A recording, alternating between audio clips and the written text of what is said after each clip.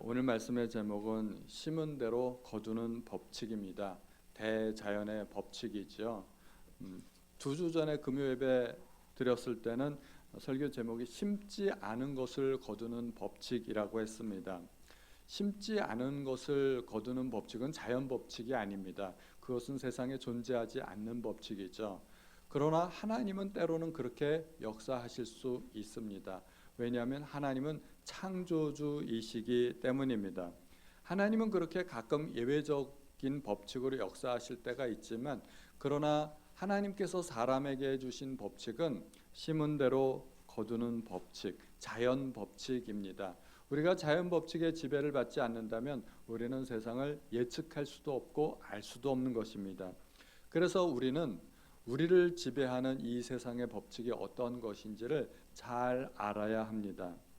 오늘 본문은 야곱이 사랑하는 아들을 잃고 슬퍼하는 장면입니다. 우리말에 부모가 죽으면 땅에 묻고 자식이 죽으면 가슴에 묻는다고 합니다. 불의의 사고로 자식을 잃는 것이야말로 얼마나 큰 슬픔이 되겠습니까? 가끔 TV를 보면 그러한 사고 현장들이 나옵니다. 대형 사고도 있고, 자식을 잃었을 때 부모들이 얼마나 목 놓아 통곡하며 우는지 가끔은 실신하기도 하고, 그렇게 슬퍼하는 장면을 우리가 보게 됩니다. 보통의 부모 같으면 차라리 내가 죽어줄 수만 있다면, 대신 나라도 죽어줄 수 있다면 그렇게라도 하겠다고 하는 것이, 그것이 부모의 마음일 것입니다. 인생의 자식을 잃은 슬픔보다 더 큰 슬픔이 없을 정도로 그것은 가장 큰 슬픔이 됩니다. 오늘 야곱의 이야기가 바로 그 이야기입니다. 야곱에게는 12아들이 있었지만 그 중에 특별히 요셉을 가장 사랑하였습니다. 그런데 어느 날 그 사랑하는 아들 요셉이 죽었다는 소식을 듣게 됩니다. 들짐승에게 잡아먹혔다는 이야기를 듣게 됩니다. 야곱이 얼마나 슬펐을까요? 자기의 옷을 찢고 베옷을 입고 오래도록 통곡하였다고 합니다. 그것은 통곡이 아니라 어쩌면 절규였을 것입니다. 사랑하는 부모의 마음이 당연히 그렇지 않겠습니까? 오로지 요셉 하나만 바라보고 살았는데, 요셉을 모든 삶의 기쁨으로 여기고 살았는데, 그 요셉이 짐승에게 찢겨 죽었다고 생각하니까 삶의 모든 기쁨도 잃어버리고 의욕도 잃어버리게 됩니다. 그래서 차라리 요셉을 따라 함께 무덤으로 가겠다고 몸부림치는 그런 모습을 보게 됩니다. 야곱은 왜 이런 슬픔을 당해야만 했을까요? 물론 이 사건은 진실이 아닙니다. 거짓입니다. 요셉의 형들이 아버지 야곱에게 거짓말을 한 것입니다. 요셉의 옷을 가지고 아버지에게 보여주면서 거짓 증거를 들이대고 이것이 누구의 아들인가 보소서 했을 때 요셉이 딱 보고 들어오는 생각이, 내 아들이 죽었구나 스스로 생각하게 만든 것입니다. 그러니까 이 사건은 실제로 있었던 사건이 아니라 조작된 사건이고 가짜이지만, 그러나 그것이 거짓인 줄을 모르는 야곱에게 이 사건은 진짜일 수밖에 없었습니다. 야곱에게 현실로 다가왔던 이 사건의 1차적인 원인, 진짜 가까운 원인은 아들들의 거짓말이었습니다. 아들들이 거짓말을 했으니까 야곱이 속았고 그러한 슬픔을 당할 수밖에 없었습니다. 그런데 아들들은 왜 이렇게 부모의 마음을 상하게 하는 것일까요? 부모가 당연히 슬퍼할 줄 알면서도 왜 그런 거짓말을 했을까요? 그것은 요셉에 대한 형들의 분노였기 때문입니다. 요셉에 대해서 오죽 분노했으면 그 동생을 처음에는 죽이고자 했는데 죽이지는 말고 그냥 애굽으로 내려가는 대상들에게 팔아버리자고 했던 것입니다. 그러면 형들은 왜 그렇게 요셉에게 분노했을까요? 성경에 나오는 몇 가지 사건들이 있습니다. 첫 번째로 요셉은 형들이 저지른 잘못에 대해서 아버지에게 고자질을 했습니다. 미운 털이 딱 박힌 것이죠. 이놈의 자식 그런 말을 했단 말이지, 그러면서 딱 형들에게 미움을 받았습니다. 게다가 야곱은 요셉에게만 채색 옷을 입혔습니다. 이스라엘에는 채색 옷이 없죠. 채색 옷이 없습니다. 그런데 우리나라 말로 번역을 하면서 우리나라 문화에서는 채색 옷이 좋은 옷이니까 그렇게 번역이 되었습니다. 그러니까 요셉에게만 좋은 옷을 입혔다는 것입니다. 그리고 형들이 다 일할 때 요셉에게는 일을 시키지 않았습니다. 명백한 야곱의 편애였습니다. 미움을 받을 만하죠. 게다가 요셉이 꿈을 꾸었는데 형들이 심지어 아버지와 어머니까지도 자기에게 경배하고 자기를 섬길 것이라는 내용의 꿈을 2번이나 꾸게 됩니다. 그러니까 형들이 아주 요셉을 미워하게 됩니다. 꿈은 의지대로 되는 것이 아니지 않습니까? 요셉은 자기가 그 꿈을 꾸고 싶어서 꾼 것이 아닙니다. 그리고 요셉의 형들이 잘못했을 때 그것을 고자질한 것도 철이 없어서 그랬거니 하고 넘어갈 수도 있습니다. 만약에 그 사건에 대해서 또 꿈을 꾼 것에 대해서 요셉이 호되게 혼났으면 형들이 요셉을 그렇게까지는 미워하지 않았을 것입니다. 가장 근본적인 원인은 아버지의 극단적인 편애 때문이었습니다. 창세기 42장에는 야곱의 10명의 형들이 10명의 아들이 식량을 구하러 애굽에 내려가는 장면이 나옵니다.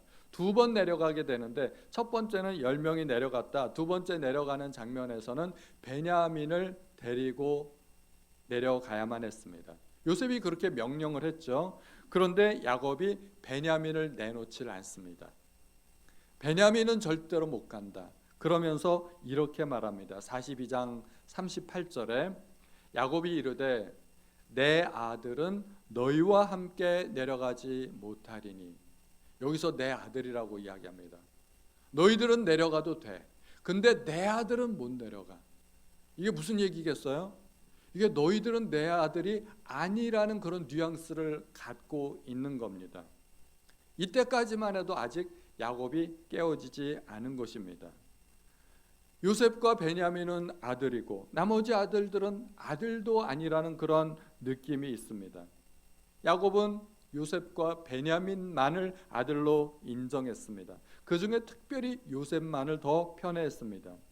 그러면 야곱은 왜 요셉을 그렇게 편애했을까요? 요셉은 야곱이 노년에 얻은 아들이라고 했습니다. 그래서 야곱이 요셉을 더 사랑했겠죠. 그러나 야곱에게는 4명의 아내가 있었던 것을 우리가 또 기억하게 됩니다. 4명의 아내가 있었는데 그 중에 특별히 라헬을 사랑했습니다. 가장 사랑하는 아내 라헬의 아들이기 때문에 요셉을 더 사랑했을 것입니다. 라헬을 그렇게 사랑했으면 라헬하고만 결혼했으면 아무런 문제가 없을 텐데 왜 그러면은 야곱은 4명의 아내가 있었을 것인가요? 그것이 야곱의 의지대로 된 것이 아닙니다. 처음에 라헬을 사랑해서 라헬과 결혼하려고 했지만 정작 결혼식 때 보니까 외삼촌에게 사기 결혼을 당합니다. 그래서 그것이 우여곡절 끝에 4명의 아내가 된 것입니다. 외삼촌에게 속아서 언니 레아와 결혼하지 않았습니까? 그래서 라헬과 결혼하려면 또 7년을 봉사해야 된다고 해서 7년을 봉사하고 그렇게 2명의 아내가 생겼습니다. 그런데 이 아내들이 서로 아들 낳기 경쟁을 하다 보니까 자기의 그 시녀를 첩으로 주고 그래서 아내가 또 4명씩이나 되었던 것입니다. 야곱이 결혼식 후 첫날 밤 눈을 딱 떠보니까 라헬이 있어야 되는데 그 자리에 자기가 기대했던 라헬은 없고 엉뚱하게 레아가 있었습니다. 얼마나 황당하고 어이없는 일이겠습니까? 자기가 사랑하는 라헬을 위해서 7년 동안 낮에 더위와 밤에 추위를 무릅쓰고 눈 붙일 겨를도 없이 그렇게 지내었는데 결혼 후에 이 첫날 밤을 지내고 나서 눈을 떠보니까 사람이 바뀌었다는 이것을 알게 되고 나서 얼마나 황당했겠습니까? 그래서 노발대발하면서 외삼촌에게 따지는 것 아니겠습니까? 어떻게 외삼촌 나에게 이러실 수가 있습니까? 그런데 야곱이 사기 결혼 당한 것도 가만히 생각해 보면 사람 바꿔치기의 원조가 자기 아닙니까? 자기가 아버지를 속일 때 자기가 형이라고 그렇게 아버지를 속이고 형이 있어야 할 자리에 자기가 있었던 것입니다. 그래서 나중에 시간이 지나면서 자기가 똑같은 방법으로 사기를 당합니다. 이것이 물론 우연히 그렇게 된 것이지만 우리가 영적으로 보면 자기가 심은 대로 거두는 법칙대로 당하고 있는 것입니다. 야곱이 이렇게 사기 결혼을 당할 수밖에 없었던 것은 그가 정당하게 축복받는 결혼을 하지 못했기 때문입니다. 양가 부모님을 모시고 형제 자매들 다 모아놓고 그렇게 축복받는 결혼을 했더라면 이런 사기를 당할 리는 없었을 것입니다. 그런데 어떻게 아버지를 모시고 어떻게 형을 모시고 결혼을 할 수 있겠습니까? 자기는 목숨을 구하기 위해 만리타양으로 도망간 신세고 오직 외삼촌에게 자기의 목숨을 의지할 수밖에 없는 터라서 결혼도 자기 마음대로 못하고 외삼촌의 갑질을 그대로 당할 수밖에 없었던 것입니다. 그러면 야곱은 왜 그렇게 외삼촌에게 절절 맬 수밖에 없었던 것인가요? 형이 자기를 죽이려고 이를 갈고 있기 때문에 형의 분노를 피해서 도망갔습니다. 그러면 형 에서는 왜 그렇게 또 야곱에게 분노했을까요? 지금 한 단계 한 단계 시간을 거슬러 올라가면서 원인을 따져보고 있는 중입니다. 그랬더니 형이 자기에게 분노한 이유는 야곱이 형을 속이고 아버지를 속이고 형 대신에 형이 받아야 할 축복을 자기가 다 받아버렸기 때문입니다. 꼭대기에 올라가 보니까 어떤 사건이 있어요? 자기가 형을 속이고 아버지를 속인 사건이 있었습니다. 그렇게 형과 아버지를 속였기 때문에 형이 분노했고 형을 피해서 도망가야 했고 그러다 보니 외삼촌을 만나서 사기 결혼까지 당해야 했고 또 어쩔 수 없이 4명의 아내들을 두어야 했고 그 중에 자기는 라헬을 사랑했기 때문에 요셉만을 사랑하다 보니까 사랑하는 자식을 잃어버리게 된 것입니다. 시간을 거슬러서 거꾸로 올라가다 보니 가장 근본적인 원인에 누가 있었어요? 자기가 있었던 겁니다. 자기가 원인이 되었던 것입니다. 요셉이 죽은 것은 야곱이 아버지와 형을 속이고 나서 31년 만에 거둔 열매입니다. 자기가 그 근본 원인이라고는 꿈에도 생각을 못했을 것입니다. 더 기가 막힌 것이 있죠. 아들들이 야곱을 속일 때 증거물로 내민 게 뭐였어요? 요셉의 옷이었습니다. 그리고 염소를 잡아서 피를 묻혔죠. 옷, 염소 하면 딱 떠오르는 게 있으시죠? 딱 떠올라야 됩니다. 옷과 염소는 야곱이 아버지를 속일 때 사용했던 도구들이었습니다. 아버지를 속일 때 형의 옷을 입었습니다.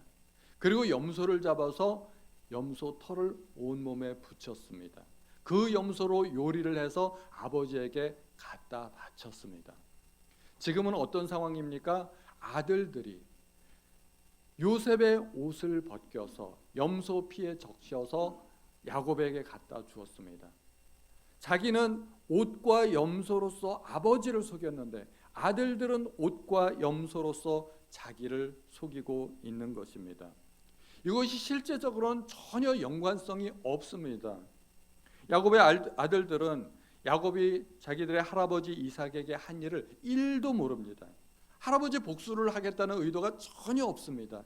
그런데 우리가 영적으로 보면 이것이 왠지 연관이 있어 보이지 않습니까? 연관이 있습니다. 심은 대로 거두는 것입니다. 그리고 야곱은 요셉을 잃고 22년간을 아들을 잃은 아버지로 그렇게 살았습니다. 요셉이 17세에 종으로 팔렸고 나중에 39세에 애굽의 총리로서 다시 만나기까지 22년의 세월이 흐른 것입니다. 22년 동안에 한 맺힌 세월을 살았습니다. 그런데 야곱은 형의 가슴에 또 못질을 하지 않았습니까? 형이 또 22년간 한 맺힌 삶을 살았습니다. 20년간. 10년이면 강산도 변한다고 하는데 강산이 2번 변하는 시간이 지났습니다. 20년이 지나고 형이 자기를 맞으러 온다는 소식을 들었는데 400명의 군사를 이끌고 온다는 소식을 듣게 됩니다. 형의 감정이 전혀 풀어지지 않은 것입니다. 강산이 2번이나 변했는데 형의 마음속에는 한이 맺히고 응어리진 게 있어가지고 그것이 풀어지지 않았던 것입니다. 형의 마음속에 20년간 한을 품고 살게 했더니 자기도 2년 플러스해서 22년간 한을 품고 살게 되었던 것입니다. 자기는 형을 20년간 한을 품게 했더니 그것이 돌아올 때는 부가세가 붙어서 2년이 더 붙었습니다. 그래서 자기는 22년간을 고생했던 것이죠. 어떻게 봐도 야곱이 피해갈 수가 없었습니다. 형의 가슴에 못을 박았더니 자기도 한 맺힌 세월을 보냈습니다. 아버지를 속였더니 아들들에게 속았습니다. 옷과 염소로 속였더니 옷과 염소로 속임을 당합니다. 요셉을 편애한 것이 직접적인 원인이 되어서 요셉을 잃어버리게 되었습니다. 요셉을 잃어버린 모든 원인이 이렇게 봐도 저렇게 봐도 자기에게 있었습니다. 자기에게. 요셉은 죽은 것으로 그렇게 알았지만 사실은 야곱도 몰랐겠죠. 자기가 원인이 되었다는 사실을. 야곱의 삶은 속고 속이는 삶의 연속이었습니다. 가만히 보면 계략을 꾸며서 상대방을 속이고 무엇인가 이득을 얻는 것 같았지만, 그때는 이득이 된 줄 알았지만 시간이 지나고 나니까 자기도 똑같은 속임수에 당하고 말았습니다. 심은 대로 거두기 때문입니다. 야곱이 결혼 사기극을 당했을 때 얼마나 황당하고 분노했겠습니까? 외삼촌에게 얼마나 화를 냈겠습니까? 근데 자기도 그렇게 했지 않았습니까? 야곱이 요셉을 잃었을 때 그는 정말 살고 싶지 않을 정도로 슬퍼했습니다. 그러나 야곱이 알던 모르던 야곱이 뿌린 씨앗이 결국은 시간이 지나 열매가 되어 돌아왔습니다. 우리 인생은 굉장히 간단하고 단순한 원리의 지배를 받습니다. 그것이 심은 대로 거둔다는 것입니다. 농부는 자기가 거두고자 하는 열매의 씨앗을 뿌립니다. 그래서 콩농사를 지으려면 콩을 심어야 되고 팥농사를 지으려면 팥을 심어야 됩니다. 콩을 원하는데 팥을 뿌려놓고 콩나기를 기대한다면 이건 정상적인 사람이 아니겠죠. 절대 정상일 수가 없습니다. 농사의 기본은 내가 거두고자 하는 것에 그 열매 씨앗을 뿌려야 된다는 것입니다. 우리 인생도 똑같습니다. 우리는 무슨 씨를 뿌려야 할까요? 내가 거두고자 하는 것에 씨를 뿌려야 합니다. 만약에 우리가 선을 거두고자 한다면 선을 심어야 할 것입니다. 심지 않은 것을 거둘 리가 없습니다. 만약에 나도 모르게 악한 씨를 뿌렸다면 내가 원하지 않아도 결국은 악한 열매를 거둘 수밖에 없을 것입니다. 그것이 요셉과 그 아버지 야곱의 이야기뿐만이 아닙니다. 형들도 그런 경험을 하게 됩니다. 요셉이 총리가 되고 기근이 시작되었을 때 요셉의 형들은 양식을 사기 위해 애굽으로 오게 됩니다. 그리고 요셉 앞에 엎드립니다. 요셉이 딱 보니까 형들인 걸 한눈에 알아봅니다. 그리고 예전에 자기가 꾸었던 꿈을 생각하죠. 그러나 요셉은 자기의 정체를 즉각적으로 드러내지 않습니다. 형들이 분명히 자기 앞에 와서 무릎을 꿇었는데 복수를 하는 것도 아니고 화해를 하는 것도 아니고 이때부터 요셉의 아주 묘한 심리전이 시작이 됩니다. 형들을 테스트해 보는 거죠. 예전에 형들이 맞는가? 아니면 형들이 혹시 변했는가? 테스트해 보고자 형들에게 누명을 씌웠습니다. 너희들은 정탐꾼이다. 누명을 씌워가지고 여러 가지 질문을 해서 결국은 동생이 있는 것을 알아내고 동생 베냐민을 데려오게 합니다. 내가 일단 양식을 줄 테니까 이 양식을 가지고 집으로 돌아가서 다음에 올 때는 동생 베냐민을 반드시 데리고 와라 하는 것입니다. 그리고 그냥 보내면 안 되니까 인질로 한 명을 잡습니다. 형들 중에 인질로 한 명을 잡았습니다. 형들이 얼마나 억울했겠습니까? 억울하고 자기들의 진심을 믿어주지 않으니까 참 속상했죠. 그러면서 형들끼리 나누는 대화가 있었습니다. 창세기 42장 21절입니다. 우리 다 같이 한번 읽어보겠습니다. 시작.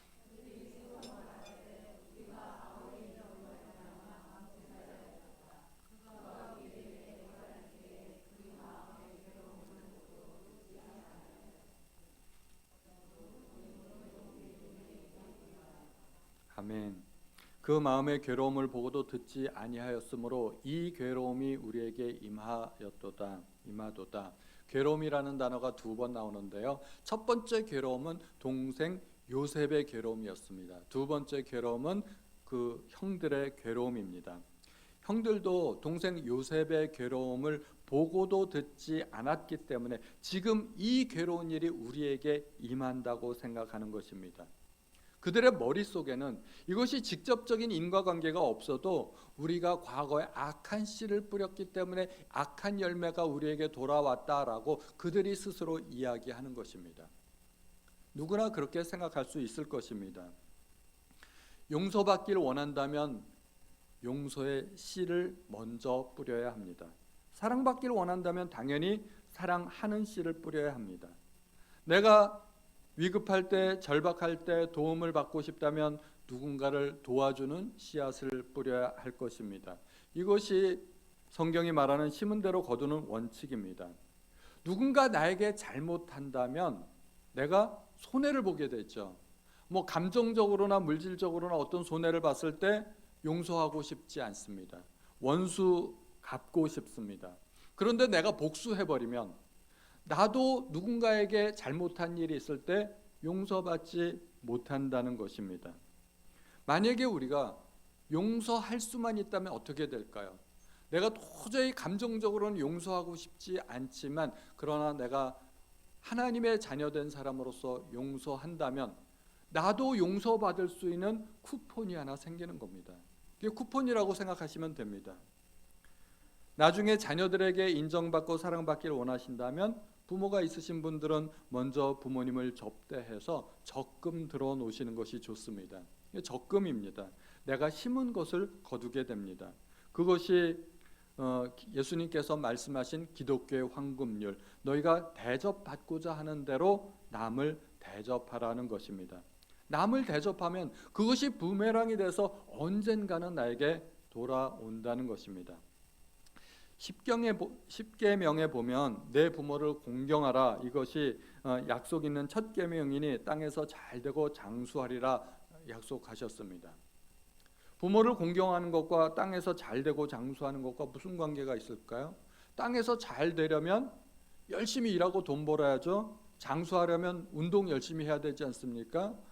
부모 공경하는 것과는 상관이 없이 보이는데 어떻게 이것이 인과관계가 될 수 있을까요? 어떤 목사님이 이렇게 해석했습니다. 하나님의 말씀대로 살려고 노력하는 사람들에게는 하나님께서 말씀대로 살 수 있는 능력을 주신다는 것입니다. 그래서 부모님을 공경하는 사람에게는 부모님을 공경할 수 있는 능력을 하나님께서 주신다는 것입니다. 그것이 땅에서 잘 된다는 것이죠. 저는 이렇게 해석을 해봤습니다. 부모를 공경하면 자녀들이 그것을 보고 배우지 않겠습니까? 그러면 내가 늙어서도 자녀들이 나에게 그대로 해줄 수 있을 것입니다. 이것이 심은 대로 거두는 원칙입니다.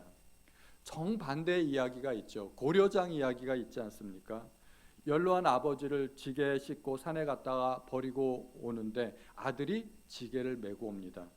그 지게는 뭐하러 메고 오느냐 물었더니 아들이 하는 말이 아버지 늙으시면 저도 그렇게 해야 되는 것 아닙니까? 이 말을 듣고 얼마나 황당했겠습니까? 그래서 다시 산에 올라가서 아버지를 모시고 왔다는 이야기죠. 불효를 심으면 불효를 거두게 됩니다.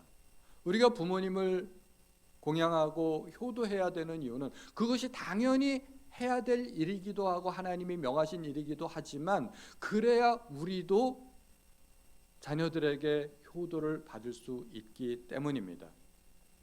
심은 대로 거두는 것은 법칙입니다. 하나님께서 인간 세상에게 주신 법칙입니다.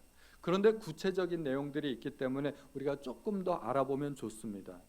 만약에 우리가 거두고자 하는 열매가 있다면 반드시 먼저 심어야 됩니다. 먼저 심고 나중에 거두게 됩니다. 이것이 대자연의 법칙입니다. 자연 법칙에는 외상이 안 통해요. 갑을 안 통합니다. 먼저 거두고 나중에 심고 심죠. 그러고 싶은데 그게 자연 법칙에서는 통하지 않습니다. 반드시 먼저 심어야 됩니다. 그리고 많이 심는 사람이 더 많이 거두게 됩니다.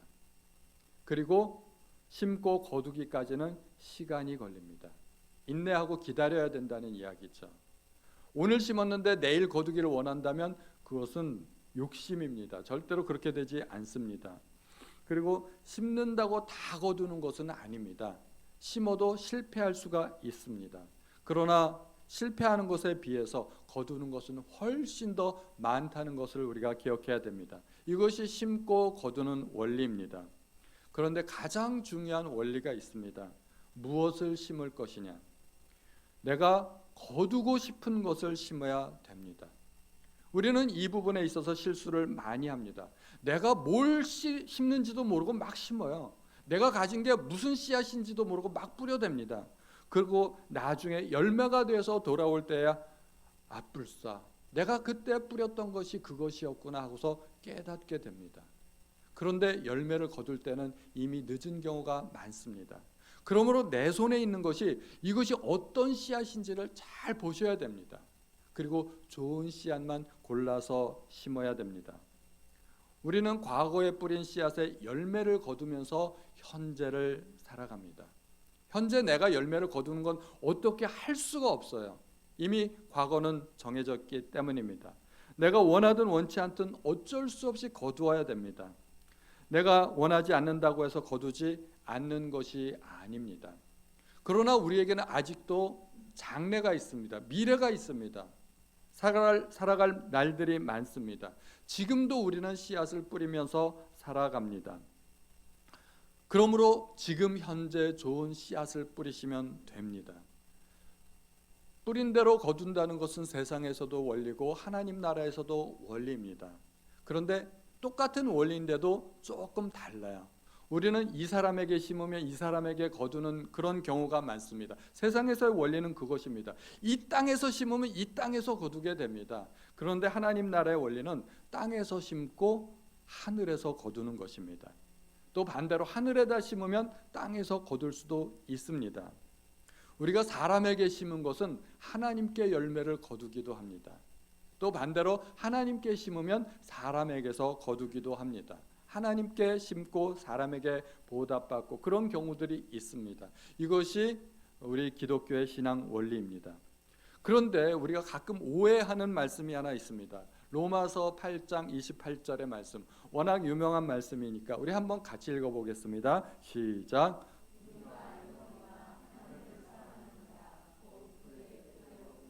입은 자들에게는 모든 것이 합력하여 선을 이루느니라. 아멘. 이것이 참 놀라운 하나님의 능력입니다. 모든 것이 합력하여 선을 이루느니라. 아멘. 그런데 이 말씀만 딱 듣고 보면은 그럼 내가 아무렇게나 살아도 되겠네? 그런 생각 들지 않습니까? 내가 착하게 살아도 악하게 살아도 다 합력해서 선을 이루니까 그럼 뭐 되는 대로 살자. 이렇게 생각을 할 수가 있습니다. 물론 하나님은 모든 것을 합력해서 선을 이루실 것입니다.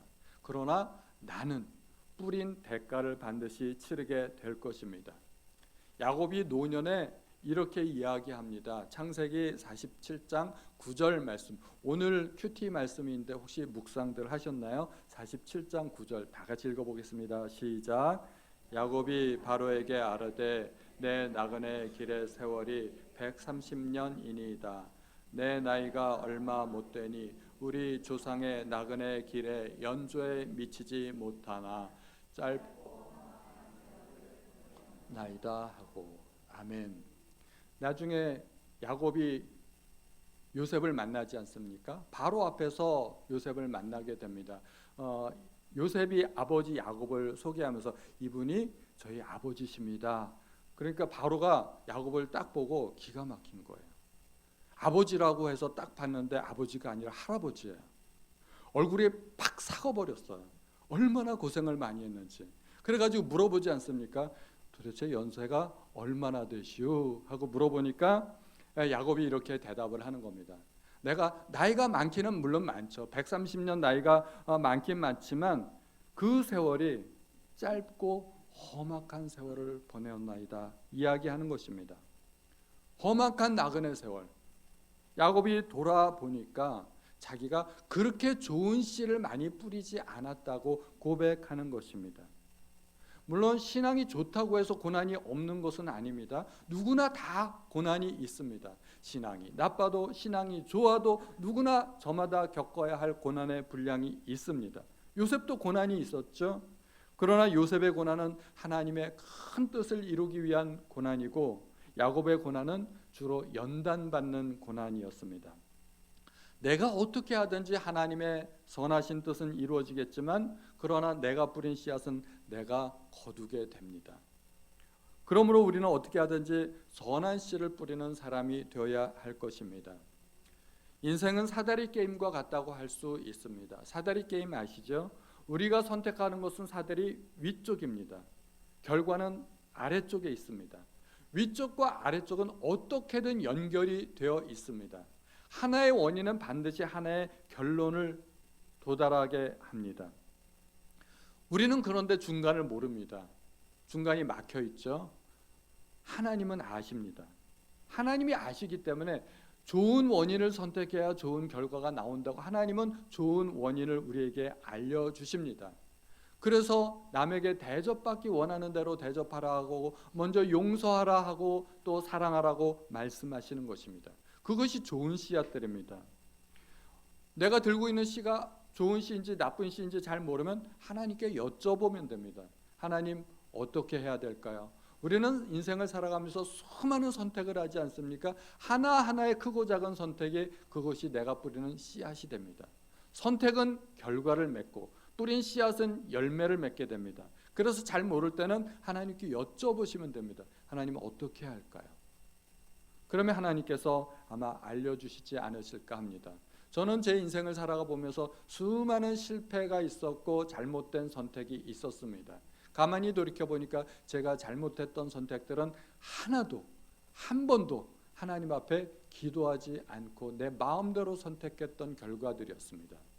내가 내 눈에 보이는 대로, 그리고 내 감정에 좋은 대로 선택했더니 그 내가 선택한 선택들은 별로 좋은 선택이 아니었던 것들입니다.